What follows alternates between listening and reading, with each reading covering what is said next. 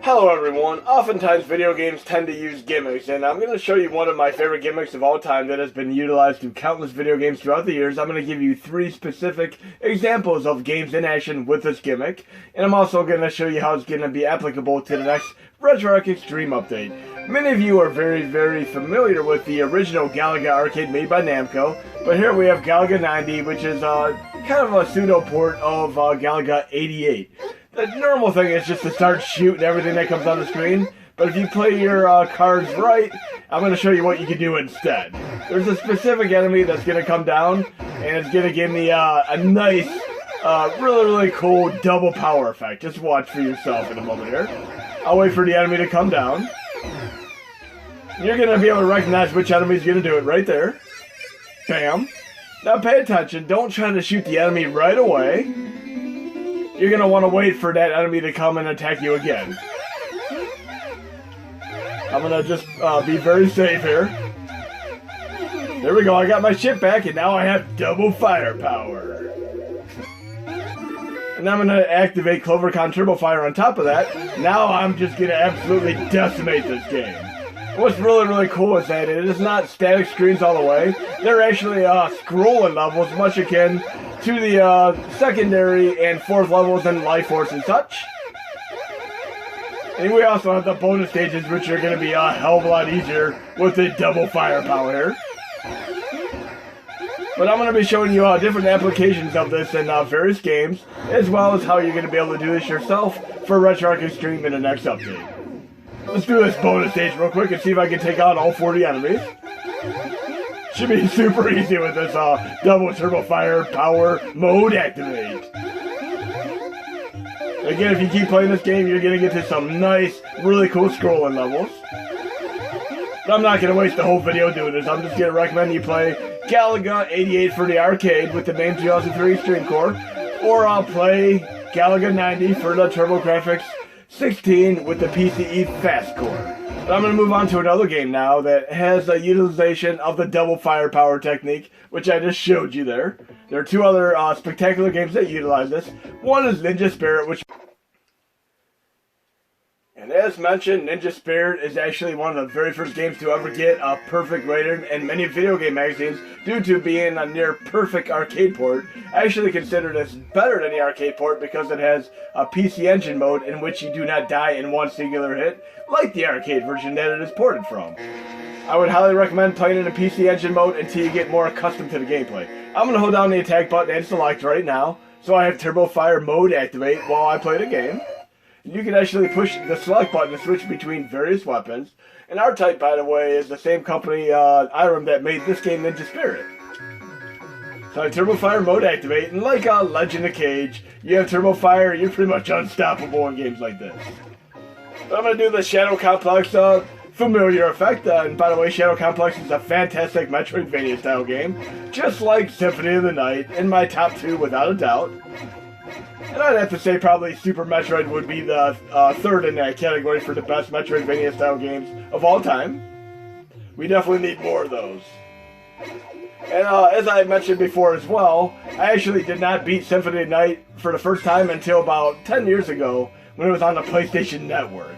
I kind of avoided the non-linear Castlevania games for many years because I was such a fan of the linear ones like Castlevania 1, Castlevania 3 to a degree, even though we had the branch and pass, and of course Super Castlevania 4. But here we have the Shadow Complex effect here, nice familiars, really incredibly cool. Now Irem can do no wrong. One thing that kind of disappointed me is I actually bought this game legitimately on my mobile phone, and then when the rights to the game expired, they removed the ability to download it. This is a blasphemy. We really need to have this game come back, and I believe .emu bought out the rights and they are distributing it with Irem Collection. I'm going to disable the Turbo Fire right here, but let's get one more familiar if we can. I'm going to exit, and we're going to go to Ninja Gaiden 2, the other perfect example of the Shadow Complex effect. And we'll play the Super Nintendo version, which initially I didn't believe was any different than the Nintendo version, but you can definitely see it has a better color palette and actually better music. But at the time, I didn't really distinguish the difference. And Ninja Gaiden 1, 2, and 3 are just a penultimate trilogy of awesomeness. Okay, we'll do Ninja Gate 2, and we're going to do that Shadow Complex effect again. Then we're going to get to the real addition that's going to be going into the new RetroArch Xtreme update. Now, I've showcased this before, but it's going to be a new special thing in motion here. You'll see what I mean. But I'll show you where the first familiar would be in this game if you typically play it. I like that you can actually climb up and down without having to do the quick effect like you do in the first one where you have to shake back and forth. Like in Batman as well, because we all know Sunsoft's Batman definitely has a little bit of the take from the Ninja Gaiden philosophy. But let's get to that portion where we have our shadow effect there. You can definitely see the music is quite a bit better than the Nintendo version. And the HD packs that play with Messen on PC actually utilize these color palettes in transition. Right there would be the first shadow right there. So I want to get over here, and there we go. Bam. And you can get another one just a few steps down the line, but how cool is this? And I love each and every game that ever does anything like this. If you guys and gals can think of anything besides Galaga 88, aka 90, or Ninja Gaiden 2, or Ninja Spirit that utilizes this, let me know. But now we're going to get to the real nitty gritty here. Let's take a game like Contra and see what we can do with that, utilize an effect like this. We're going to play the NES version of Contra, and we're going to play it with 2 players. Check it out for yourself here. We'll do the classic Konami code here. Up, up, down, down, left, right, BA, select, start. I think I did the code wrong there. I should have done it a little bit after. Let's try it one more time. Up, up, down, down, left, right, BA, select, start. We want to make sure that the title screen is actually present before you do the said code. But look at this, guys and gals. We got 2-player mode activate for Contra. How cool is that? You know how, for the most part, Contra is much more accessible if you use the spread gun? We're going to try something a little bit different today. I'm going to activate Turbo Fire mode activate by holding down power and select. We got the B button and select to activate the Turbo Fire. And I can keep playing this way, or I can actually double up my firepower in a special way, but we'll get to that in a moment here. Let me at least try to get to the second stage here. But an incredibly cool gimmick, and you're going to be able to, with the update, actually swap between doing 2 controllers with 1 controller, or both controllers separately. This is something that I've wanted to do for a while, and it's now going to be in transition. But yeah, you go to the left of the screen there. I have double firepower now. Look at that awesomeness. You can literally go through the pea shooter in the entire game and take it out with relative ease now. You're double firepower. Nice challenge here. I need my spread gun. Definitely up the ante a little bit here. There we go. Now nothing's going to be able to stop us. We definitely don't want to get one of the F or L. We don't want the flamethrower or the laser, which are much better in future renditions of Contra.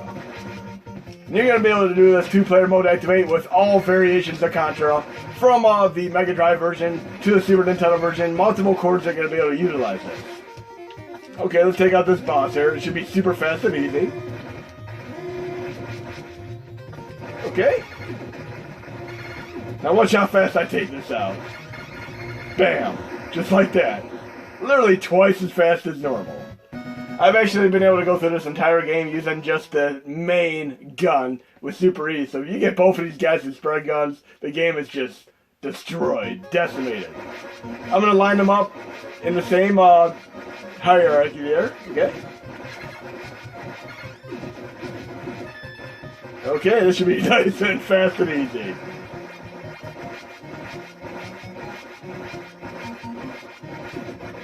And if you ever played the MSX version of Contra, it is actually like the Super Mario Bros. Special that I showcased in my last video, where there are non-scrolling levels due to hardware limitations at the time. But let's take out this boss real quick, and then we're going to move on to a few more test examples for 2-player mode activate. But yes, I was doing this yesterday in the test, and I didn't even use the spread gun. I actually did the entire game with just the normal gun. And it was super easy with the 2-player mode activate. So definitely a really, really cool gimmick if you don't typically have people come over to use the second controller. So 2-player mode activate plus turbo fire mode activate equal a nice golden win. Okay, boss battle. Should be nice, fast, and easy here.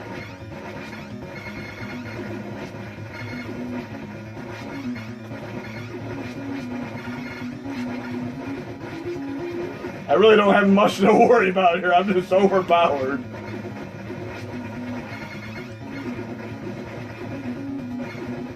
Bye-bye. Okay, we're going to move on to another text example, but I'm going to disable Turbo Fire temporarily now by holding down the attack button and select. And let's see what other games we can do 2-player mode activate with real quick.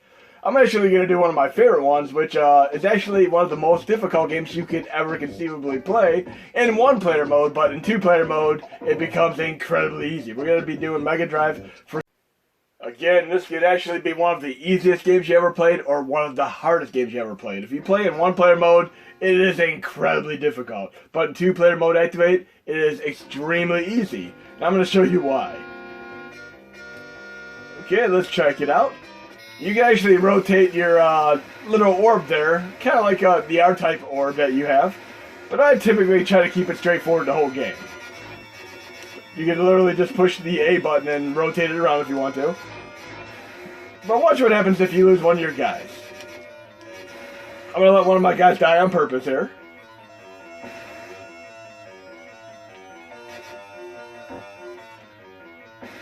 Come on. He's about to go down. You can push the select button and bring him back. Like that. If you play 1-player mode, by the way, and you die, you have to start the entire stage over again, which makes it a difficulty level of a good 9 out of 9. And there we go, I can push select again. There we go. So you can literally do the entire game. Back in the day, when I was first getting used to this game, I actually would keep continuing with the second controller and just letting it stay there limbo while I was playing the game with the other character. That's how I got through the entire game. But I'm going to show you another way you can play this game, which is equally cool if you just want to do 1-player mode activate, not have to worry about this, but I like it both ways. I like 1-player mode activate and 2-player mode activate. So if you want to do 2-player mode activate, definitely play the Mega Drive version. If you want to do the 1-player mode activate, play the TurboGrafx CD version, which has an amazing soundtrack, amongst many of the other Capcom games that have made it to TurboGrafx CD. And we're going to be doing PCE CD Forgotten Worlds. And this is nice because in 1-player mode, when you die, you're going to start right where you left off, rather than start the entire stage over again like you would in the Mega Drive version. And beautiful, beautiful soundtrack here. It is only a 1-player game, obviously. Unfortunately, it's not 2-player mode activate like the other version, but listen to this incredible soundtrack. And I do like all the different versions of Forgotten Worlds. I'd have to say my favorite ones are definitely the TurboGrafx CD and Mega Drive versions. I play those more than even the arcade version. I love the soundtrack right here. It goes right along with the fantastic soundtrack that Strider also has on the TurboGrafx CD. But I'm going to die here and just watch what happens when I die. We'll try to at least get to the first stage here, because I'm probably going to die naturally since it is such a tough game.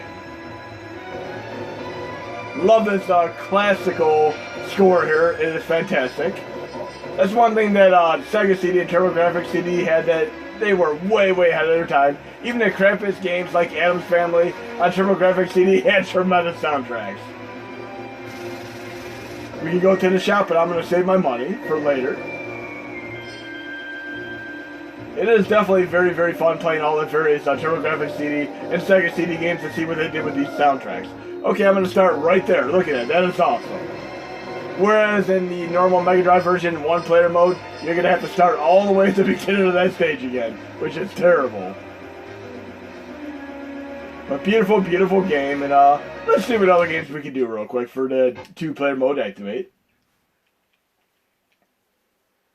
We can always play the Tetris game 2-player mode activate. I'm talking about the Tengen one. Let's try that for a brief moment and see what happens. It's definitely fun trying the various games out. 2-player, we'll try level 9. Oh wow, they're the same blocks every time, so it's almost impossible to be able to beat yourself in this game. No matter what, it's going to be the same resolution each time. It would have been more interesting if the blocks were different every time. That would have been absolutely funny. I guess I could set a handicap level, though, for each different player, and that would definitely add a little bit of a difference, but it's still very, very funny and a cool gimmick. And it is sad that this game actually got removed from store shelves due to licensing issues, because the two-player mode is fantastic. I do like playing the Nintendo version as well as that version typically. Now we're going to get a couple arcade games in for the tail end of this video. Let's see what we have to go by here. We'll do Golden Axe Revenge of Death Adder. We'll do that two-player mode activate. And beat-em-up brawler games are going to be fantastic as far as doing this. I actually did this in my Double Dragon video already. I did the entire custom OST with Double Dragon two-player mode activate using just one controller with both controllers binded to the first controller. And yes, winners don't use drugs. Okay, we got two players there. That'll work. And yes, you're going to be able to swap back to one player per controller, or do the two players on one controller, whichever way you'd like to do it. It'll be nice and easy. That's very, very cool. And I like doing this for Life Force as well. The Nintendo version of Life Force is equally cool with this. Simpsons, TMNT, I mean, the sky's the limit as far as doing these two-player mode activate games. And there are actually surprisingly some 8-player games, which I might be able to do the scripted in so you can do 8-player games. There's only a few of them, though. There's like an 8-player racing game from the 1970s. That would be kind of funny to do with this gimmick. And I've actually tried this on RC Pro M2 Rock and Roll Race, and it's pretty funny doing racing games against yourself, too. But yes, Golden Axe Death Adder. We're playing this on MAME 2003 stream right now. Now we're going to try one more game. We'll try Final Fight Custom OSD. And see if we can think of any other ones to do a little test example of in the meantime. Of course, we're going to have to do a shmup game as well. But we'll do the Final Fight right now. Right there, Final Fight Custom OSD. And this is the Sega CD Custom OST with the arcade version of Final Fight, which I've showcased a few times before. And I give big thanks to GP Star and Big Blue Front End for helping out on this in the initial coding. Okay, let's get this show on the road. This one never ever gets old, especially with the two-player mode activate as well as the Turbo Fire. I'll make sure I have Hagar and Cody, two of the best characters to use. And I'll have Turbo Fire activated as well.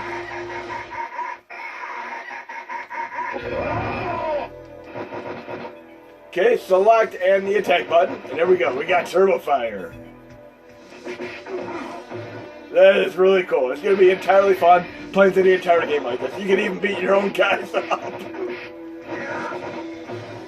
Yeah, some of the two-player games you can actually beat your own characters up. That's pretty funny. But like we see right here, we were able to separate our distance pretty easily. And there's another game that's going to be actually cool now that I think about it with two-player mode. We'll try it in a moment after this. For those of you who want to have a new lease on any games that you previously played, there you go. This is the way to do it. I'm thinking of two more games that we can do for this video that would be kind of cool to showcase. But this one is really, really cool. I'm probably going to potentially set up so you can do 4 players as well, and do games like TMNT, Simpsons, and even X-Men. And there's even a 6-player mode for X-Men. Maybe I'll even set that one up. But I'm going to start out with 2-player to start with.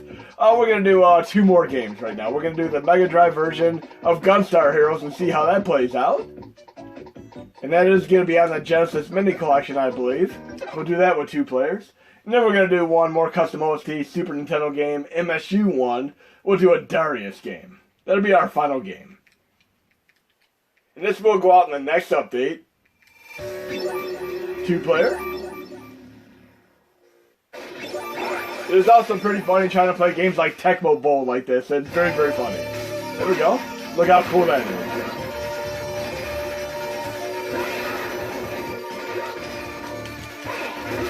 definitely awesome.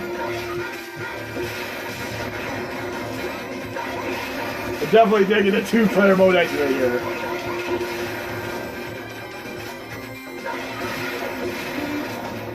That's definitely working for me.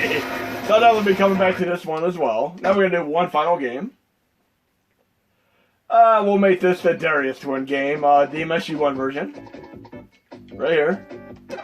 Very, very difficult game, but we can play it 2 different ways. And somebody made a joke about me saying 1 more game, then I end up doing 3 more games, so maybe I'll do that again this time. But listen to this amazing soundtrack here. I'm going to go to options real quick because this is, I would recommend setting it to 8 lives if you're going to try to do this initially. I'll leave game level to normal, but I'm going to have 8 lives to start with. And let's try this out with 2-player mode activated. Okay. It has a tremendously awesome soundtrack. Okay.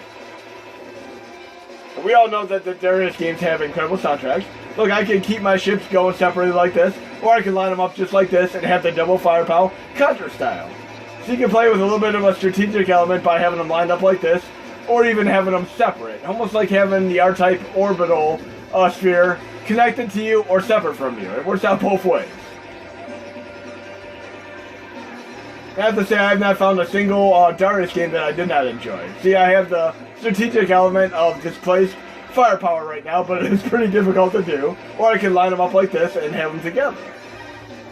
But definitely a really, really cool game. Well worth checking out. It is pretty difficult though. But the shmup games are probably going to be my favorite ones to play, along with the brawler games like Double Dragon and Final Fight and so on. And speaking of the, me saying I'd play only 1 more game, let's try that with 2 more games and then we'll call the video a quits.